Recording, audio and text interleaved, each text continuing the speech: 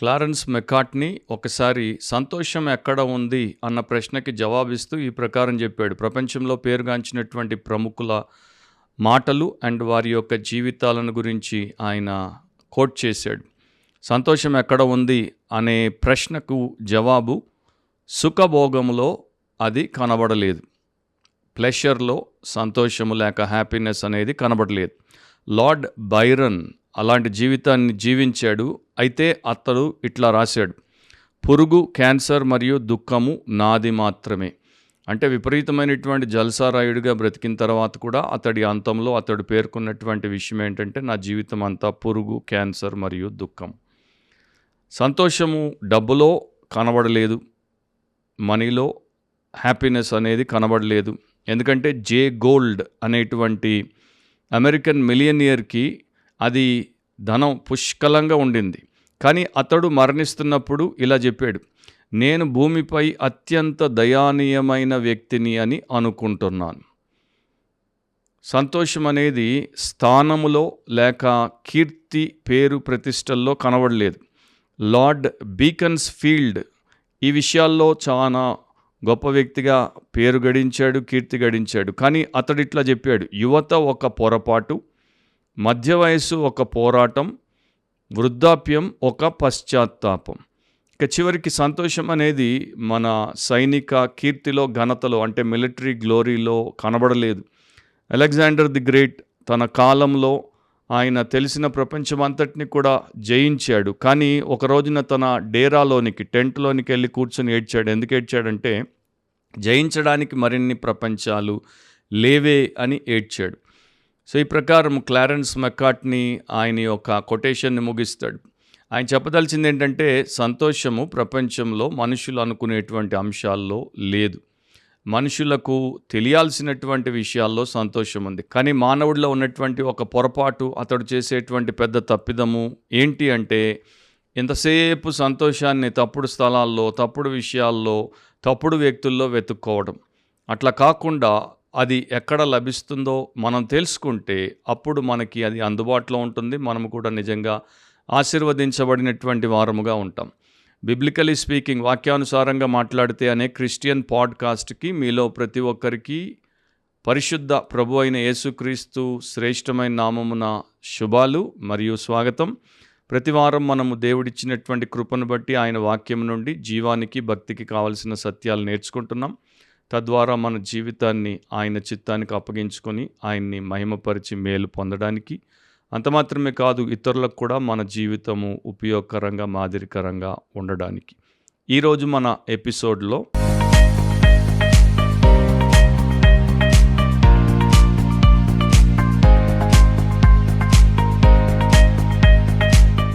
మన అంశం ఏంటంటే, where is happiness, where is happiness. సంతోషం ఎక్కడ ఉంది, సంతోషం ఎక్కడ ఉంది. నేను దాదాపు 34 సంవత్సరాలు అవ్వొస్తుంది క్రైస్తవుడినై. నేను క్రైస్తవుడినైనటువంటి మొదటి దినాల్లో పుస్తకాలు విపరీతంగా చదివేవాడిని. అంటే క్రైస్తవ పుస్తకాలు, బైబిల్తో పాటు భక్తులు రాసినటువంటి పుస్తకాలు. అట్లా ఒకసారి ఒక పుస్తకం, ఆ పుస్తకం రాసినటువంటి వ్యక్తి పేరు నాకు గుర్తులేదు, నేను ఎక్కడా నోట్ చేసుకోలేదు.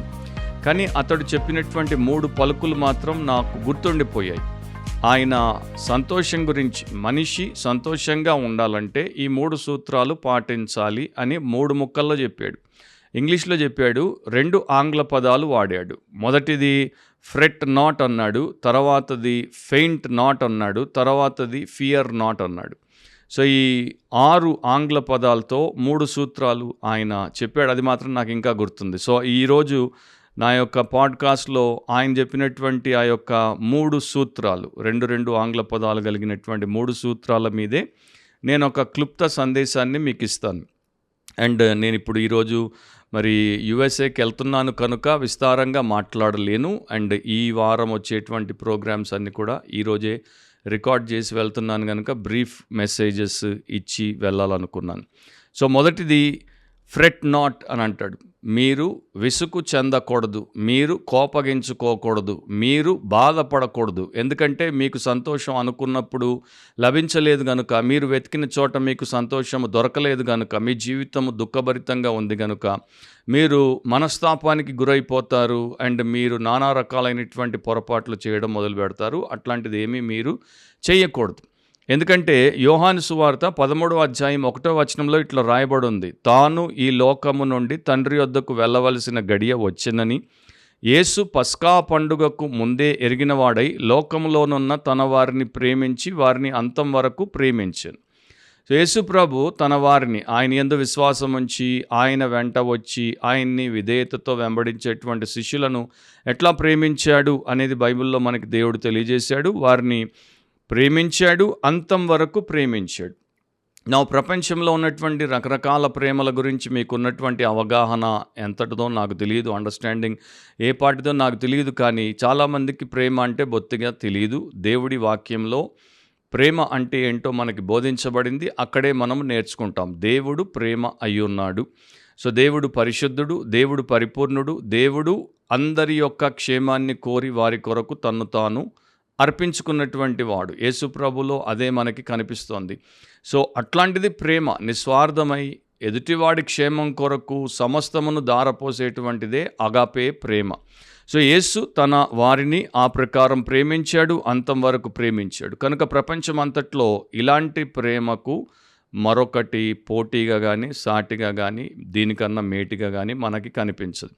ఇక్కడ మనం గ్రహించాల్సింది ఏంటంటే, అంత గొప్ప దేవుడు, మన సృష్టికర్త, మనల్ని రక్షించుటకు వచ్చినటువంటి రక్షణకర్త మనల్ని అంత గొప్పగా, అంత గాఢముగా, లోతుగా అండ్ అనంతముగా ప్రేమించిన తర్వాత మనము ఆయన వారముగా ఉంటే అక్కడ రాయబడినట్లు ఆ ప్రేమను బట్టి మన జీవితము ఆనందభరితం అవుతుంది. ఆయన మనకు కావాల్సినటువంటి ప్రతి నిజ సంతోషాన్ని, ట్రూ హ్యాపీనెస్ని, రియల్ జాయ్ని, గ్లాడ్నెస్ని తప్పకుండా మనకి అనుగ్రహిస్తాడు. ఇది మనం తెలుసుకున్నప్పుడు వాక్యంలో నేర్పించబడినటువంటి సత్యములను అనుసరిస్తాం. తద్వారా మనకి దేవుడి యొక్క ఆనందము పరిపూర్ణముగా లభిస్తుంది.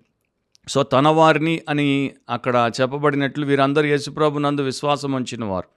కనుక ఎవరైనా సరే మీ యొక్క కులము, మతము, జాతి, వర్గము, వర్ణము, దేశము ఏదైనా పర్వాలేదు, కానీ మీరు యేసుప్రభునందు విశ్వాసం ఉంచి మీ పాపం ఒప్పుకొని విడిచిపెట్టి పాప క్షమాపణ పొంది ఆయన రక్తంలో కడగబడి రక్షించబడి నూతన సృష్టిగా చేయబడితే మీకు పరమానందం, హెవెన్స్ జాయ్ అనేది అనుగ్రహించబడుతుంది. అది ఎట్లా మనకి దేవుడు అందుబాటులోనికి తీసుకుని వచ్చాడో బైబిల్లో కొన్ని వచనాలు మీకు జ్ఞాపకం చేస్తాను. ఫిలిప్పీ 4:4 ఎల్లప్పుడూ ప్రభునందు ఆనందించుడి, మరలా చెప్పుదును ఆనందించుడి అని రాయబడింది.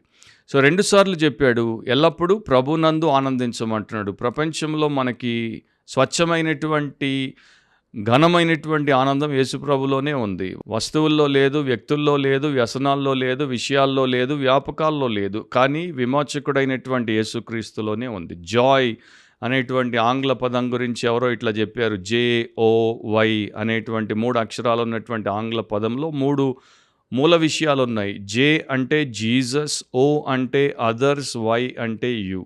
సో నీకు నిజమైనటువంటి ఆనందం కావాలంటే మొదట యేసు నీ జీవితంలో ఉండాలి, తర్వాత ఇతరులు నీ జీవితంలో ఉండాలి, ఆ తర్వాతే చివర నీవు ఉండాలి. యేసును నీవు ప్రేమించి ఇతరులను నీవు ప్రేమిస్తే నీ ఆనందానికి కొదవ ఉండనే ఉండదు. అది మరి జాయ్ వెనుక ఉన్నటువంటి రహస్యం అని ఒక ఆయన చెప్పారు. కీర్తన 37:4 యెహోవాను బట్టి సంతోషించుము, ఆయన నీ హృదయ వాంఛలను తీర్చును. సో నా కోరిక తీరట్లేదు, నా వాంఛ నెరవేరటలేదు అని చాలామంది మదనపడిపోతుంటారు అండ్ బాధపడిపోతుంటారు. అట్లాంటి వారికి దేవుడు చెప్తున్నాడు, యెహోవాను బట్టి సంతోషించుము, పరిశుద్ధమైనటువంటి దేవుడి యందు సంతోషించు. అప్పుడు నీవు పరిశుద్ధతలో పెరుగుతావు. పరిశుద్ధమైన ఆలోచనలు, పరిశుద్ధమైన ఆశలు ఉంటాయి. ఆ పరిశుద్ధ ఆశలను దేవుడు తీరుస్తాడు. అవి తీర్చబడినప్పుడు నీకెంతో హృదయంలో సంతృప్తి అండ్ గొప్ప సంతోషము కలుగుతాయి. కీర్తన 40:16 వచనంలో నిన్ను వెదుకువారందరూ నిన్ను గూర్చి ఉత్సహించి సంతోషించుదురుగాక, నీ రక్షణ ప్రేమించువారు యెహోవా మహిమపరచబడును గాక అని నిత్యము చెప్పుకొందురుగాక. ఎక్స్ప్లెయిన్ చేయట్లేదు, కానీ అక్కడ ఉన్నటువంటి ఒక పాయింట్ మీ ముందు పెడతాను. ఒకడు పాపక్షమాపణ పొంది ఒకని ఆత్మ రక్షించబడి నరకము నుండి వాడు నిత్యనాశనము నుండి విమోచింపబడి పరలోకంలో దేవుడి బిడ్డగా నిత్య జీవాన్ని పొంది పరమానందముతో ప్రభు సన్నిధానంలో బ్రతకగలుగుతాడు అనే వాస్తవాన్ని, సత్యాన్ని తెలుసుకున్నప్పుడు, నిరీక్షణ కలిగి ఉన్నప్పుడు దానికి మించినటువంటి సంతోషం మరొకటి లేదు. మనకు ఈ సంతోషాన్ని ప్రపంచము మరెవ్వరూ ఇవ్వలేరు. కనుక నన్ను రక్షించినందుకు అండ్ నన్ను దేవుడు తన యొక్క కృపకు పాత్రునిగా ఎంచినందుకు నేను ఆనందభరితుణ్ణి. ప్రపంచంలో సూర్యుని కింద నాకు ఏమీ లేకపోయినా పర్వాలేదు, దేవుడిచ్చినటువంటి రక్షణ అతి శ్రేష్టమైనటువంటి ఈవి వరమని సంతోషించవచ్చు. 105వ కీర్తన 3లో ఇట్లా రాయబడింది, ఆయన పరిశుద్ధ నామమును బట్టి అతిశయించుడి, యెహోవాను వెదకువారు హృదయమందు సంతోషించుదురుగాక. ఎందుకంటే ఆయన మనల్ని పరిశుద్ధపరిచాడు, పరిశుద్ధ నామమును కలిగిన దేవుడు మనకు కూడా పరిశుద్ధులు అనే పేరు పెట్టాడు, పరిశుద్ధ జీవితాన్ని ఇచ్చాడు. పరిశుద్ధతలోనే నిజమైనటువంటి పరమానందం ఉంది, ప్యూరిటీలోనే రియల్ హెవెన్లీ జాయ్ ఉంది. అది తెలియక మరి చాలామంది కొట్టుకొని వారి జీవితాలను వారు నాశనం చేసుకుంటున్నారు. ఒకసారి ఒక హాస్పిటల్ని ఒక పాస్టర్ గారు ఒక పేషెంట్ని ప్రార్థన చేసి పరామర్శించుట కొరకు వచ్చాడు. సో అక్కడ అయిపోయిన తర్వాత నర్సు పాస్టర్ గారిని గుర్తుపట్టి ఆయనకి చెప్పింది, ఇక్కడే ఇంకొక వార్డులో ఈ మధ్య ఇంకొక పేషెంట్ చాలా మరి డిఫార్మ్డ్గా, అంటే కురూపిగా ఉండి చిన్నప్పుడు పుట్టుకతోనే ట్విస్టెడ్ బాడీ, అంటే వికృతముగా ఆ శరీరం అట్లా వంకర తిరిగినటువంటి ఒక వ్యక్తి చేరింది. ఆ వ్యక్తి పాపం మధ్య వయసులో ఉంది. ఆ వ్యక్తి మరి తన్ను చూసుకోవడానికి ఇతరులు తన్ను చూసినప్పుడు ఎంత బాధపడుతుంటుందో, ఎంత మదన పడుతుందో, ఎంత కృంగిపోయి ఉంటుందో, ఆమెను చూస్తే నాకే కన్నీళ్ళు వచ్చేస్తున్నాయి. ఆమెను కూడా మీరు ఒక్కసారి చూసి ఆమెను కూడా కనీసం 4 మాటలతో ప్రోత్సహించి ప్రార్థన చేస్తే బాగుంటుందేమో అని నాకు అనిపిస్తుందంటే పాస్టర్ తప్పకుండా అనేసి ఆ గదికి వచ్చాడు. నర్సు ఆయన్ని అక్కడికి తీసుకుని వచ్చింది. ఈయన జోబులో ఒక పాకెట్ బుక్ ఉండేది. ఆ పాకెట్ బుక్ని ఎవరైనా సరే ఆనందం లేని వారిగా ఈయన కనబడితే వారికి ఇచ్చేవాడు. సంతోషం అంటే ఏంటి, సంతోషం ఎట్లా కలుగుతుంది, సంతోషముగా ఎట్లా ఉండొచ్చు అనే విషయాలు దాంట్లో రాయబడ్డాయి. సో ఈమెను చూడగానే ఈయనకు కూడా ఏడుపు వచ్చినంత పని అయింది, ఎందుకంటే ఆమె అంతా డిఫార్మ్డ్ ట్విస్టెడ్ బాడీతో ఉన్నటువంటి వ్యక్తి. సో ఆమె దగ్గరికి వచ్చి నేను పాస్టర్నని ప్రార్థన చేస్తానని చెప్పిన తర్వాత ఒక పుస్తకం తీసి ఆమె చేతుల్లో పెట్టాడు. ఇది మీరు చదువుకోండి, మాటికి చదవండి, ధ్యానించండి, దీని ద్వారా మీకు ఎంతో ప్రోత్సాహం, దీని ద్వారా మీకు బలం, దీని ద్వారా మీకు నూతన ఉత్తేజం, నిరీక్షణ అండ్ సమాధానం, సంతోషం అన్నీ కలుగుతాయి అని చెప్పినప్పుడు ఆమె ఆ పుస్తకాన్ని తీసుకొని, ఈ పుస్తకాన్ని నేను తీసుకొని అవసరం లేదు పాస్టర్ గారు అని వెనక్కి ఇచ్చేసింది. వెంటనే పాస్టర్ అన్నాడు, మీకే అమ్మ ఇది అవసరం, మీకెందుకు ఇది అవసరం లేదంటే, ఆల్రెడీ మీరు దీన్ని చదివారా అంటే, నేను చదవడం కాదు పాస్టర్ గారు, ఎప్పుడో నేనే దాన్ని రాసిన రచయితని అని ఆమె చెప్పింది. అప్పుడు పాస్టర్ గారు నర్సు ఇద్దరు కూడా అవాక్కయ్యారు, ఎందుకంటే వారికి ఆమె దుఃఖించుట లేదు, అట్లాంటి కురూపిగా వికారమైన శరీర ఆకృతితో ఉండి కూడా ప్రభునందు ఆనందించి ప్రభులో గొప్ప సంతోషంతో పుస్తకాన్ని రాసి ఇంకో 10 మందికి ఉపయోగపడే జీవితాన్ని జీవిస్తోందని. So fret not. రెండవది ఫెయింట్ నాట్ అంటే మనము స్పృహ తప్పి పడిపోకూడదు, మనము కృంగిపోకూడదు, మనము త్వరగా క్విట్ అవ్వకూడదు, విడిచిపెట్టకూడదు. మనం ఏదైతే పట్టుకున్నామో దాన్ని మనము చివరిదాకా పట్టుకునే కొనసాగాలి. కీర్తనకారుడు 139వ కీర్తన 10వ వచనంలో ఇట్లా రాశాడు, అక్కడను నీ చెయ్యి నన్ను నడిపించును, నీ కుడి చెయ్యి నన్ను పట్టుకొనును.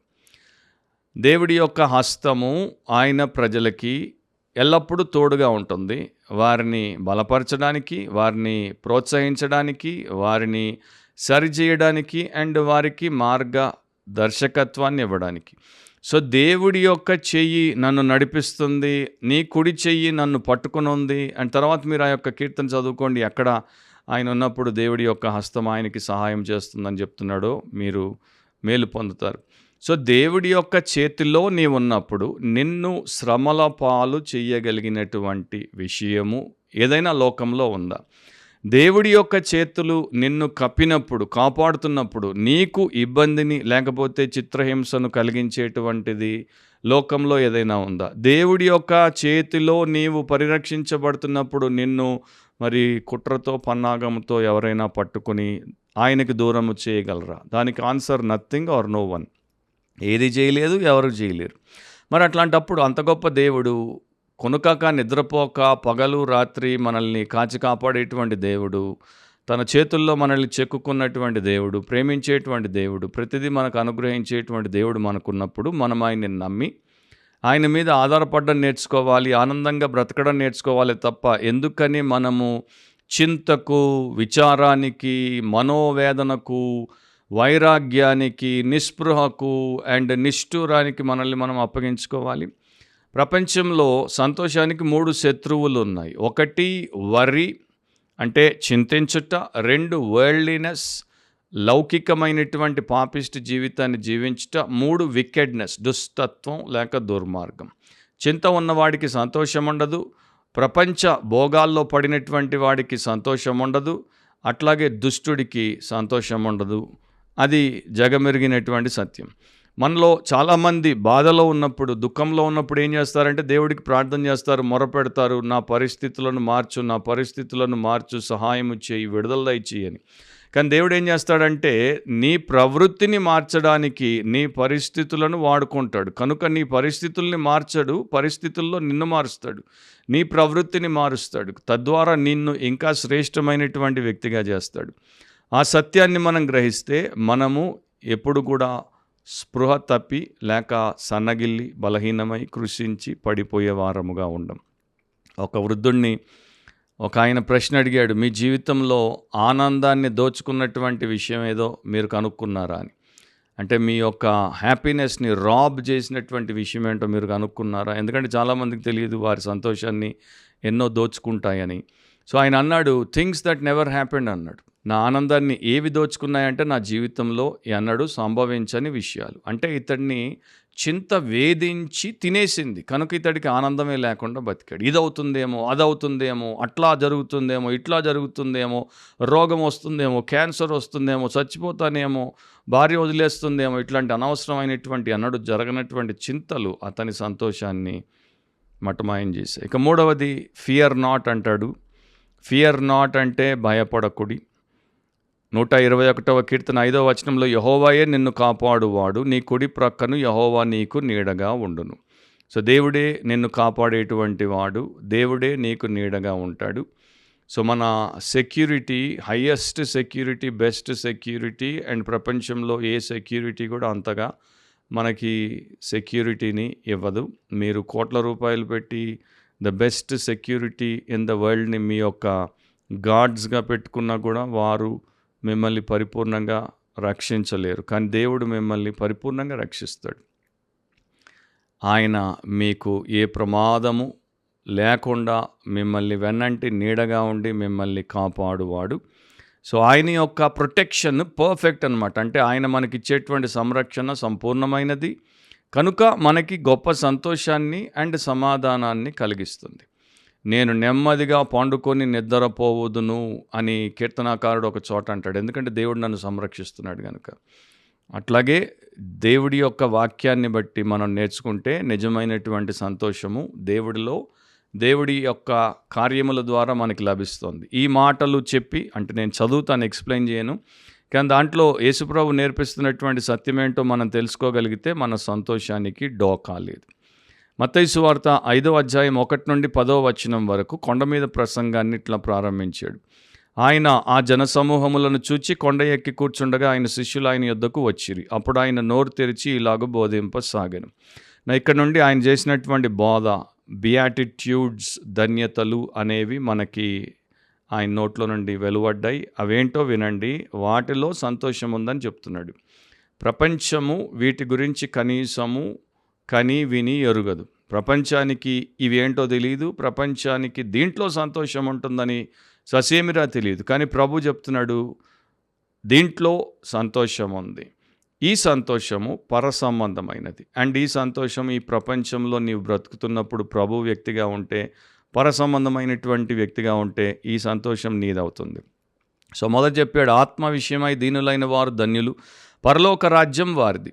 దుఃఖపడు వారు ధన్యులు, వారు ఓదార్చబడుదురు. సాత్వికులు ధన్యులు, వారు భూలోకమును స్వతంత్రించుకొందురు. నీతి కొరకు ఆకలి దప్పులు గలవారు ధన్యులు, వారు తృప్తిపరచబడుదురు. కనికరం గలవారు ధన్యులు, వారు కనికరం పొందుదురు. హృదయశుద్ధి గలవారు ధన్యులు, వారు దేవుని చూచెదరు. సమాధానపరచువారు ధన్యులు, వారు దేవుని కుమారులనబడుదురు. నీతి నిమిత్తం హింసింపబడు వారు ధన్యులు, పరలోక రాజ్యం వారిది. సో అది నేను ఇప్పుడు ఎక్స్ప్లెయిన్ చేయట్లేదు, కానీ అక్కడ పదే పదే వాడిన మాట బ్లెస్సెడ్, బ్లెస్సెడ్, బ్లెస్సెడ్ అని ఇంగ్లీష్లో ధన్యులు, ధన్యులు, ధన్యులు అని తెలుగులో బ్లెస్సెడ్ అనేటువంటి పదానికి అర్థం ఏంటంటే దీవనకరము, ఆనందమయము లేక సంతోషభరితము. సో ఆయన అంటున్నాడు, నీవు దీవించబడతావు, నీవు ఆనందముతో జీవితంలో వర్ధిల్లుతావు. సో బ్లెస్సెడ్నెస్ అనేది ఏ ప్రకారం వస్తుందో దేవుడు చెప్తున్నాడు. ఇలాంటి వారు ఎందుకు ధన్యులు, ఇలాంటి వారు ఎందుకు సంతోషభరితులుగా ఉంటారో కూడా నేను మీకు చెప్తాను. వారిలో ఆత్మ విషయమై దీనులుగా ఉన్నప్పుడు పరలోక రాజ్యం వారికి దేవుడు పరలోకాన్ని ఇచ్చినప్పుడు దానికి మించినటువంటి సంతోషం ఏముంటుంది? మీకు ఒక చిన్న 100 గజాల ప్లాట్ ఇస్తే, 1000 గజాల ప్లాట్ ఇస్తే, 2 ఎకరాల పొలం ఇస్తే ఎంత సంతోషం, అసలు మీరు భూమి మీద ఉండరంటారు. కానీ మీకు దేవుడు పరలోక రాజ్యాన్నే ఇస్తే ఇక మీ సంతోషానికి పట్ట జాలనంతా మీరు ఉండాలి. కానీ అర్థం కాని మన యొక్క సోకాల్డ్ విశ్వాసులు దుఃఖభరితులుగా ఉంటారు.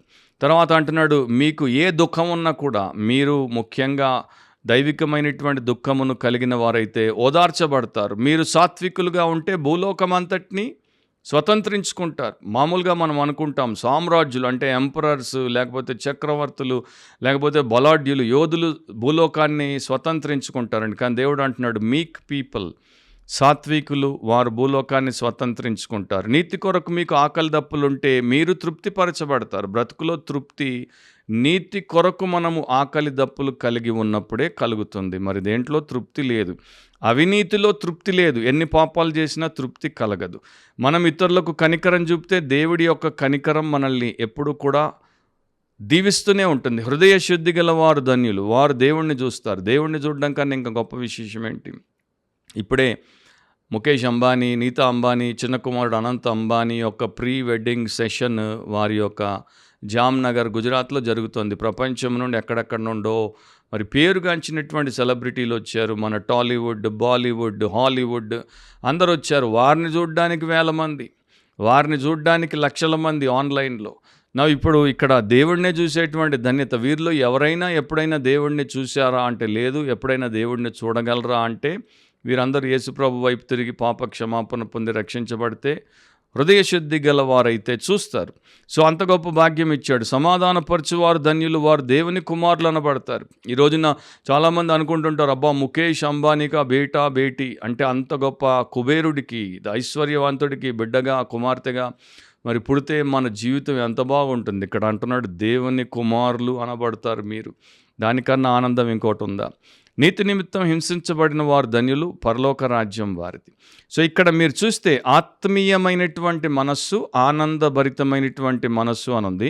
అక్కడ యేసుప్రభు ధనం గురించి బొత్తిగా మాట్లాడలేదు, గృహాల గురించి బొత్తిగా మాట్లాడలేదు, ఆస్తిపాస్తుల గురించి మాట్లాడలేదు, బంగారం గురించి మాట్లాడలేదు, వెండి వజ్రాల గురించి మాట్లాడలేదు, వస్త్రాల గురించి మాట్లాడలేదు, వస్తువుల గురించి మాట్లాడలేదు. అండ్ ఇప్పటి కాలపు మన పరిస్థితిని తీసుకుంటే కార్ల గురించి, బైకుల గురించి, తర్వాత ఆయన గ్యాడ్జెట్స్ గురించి, దేని గురించి మాట్లాడలేదు. ప్రపంచం వాటిలో సంతోషాన్ని ఎత్తుక్కుంటుంది, అందుకని అన్నిటికీ సంతోషం ఉండదు. కానీ ప్రభువులో, ప్రభు విషయాల్లో సంతోషించే వారికి నిత్యమైన సంతోషం ఉంటుంది. జేమ్స్ ఓపెన్హెయిమ్ అనే అమెరికన్ ఆథర్ 19th centuryలో ఆయన ఇట్లా రాశాడు, మూర్ఖుడు సంతోషాన్ని దూరముగా ఉందని అక్కడెక్కడో వెతుక్కుంటాడు, కానీ జ్ఞాని సంతోషాన్ని తన పాదముల కిందే పెంచుతాడు. సో దాని గురించి మీరు ఆలోచించండి.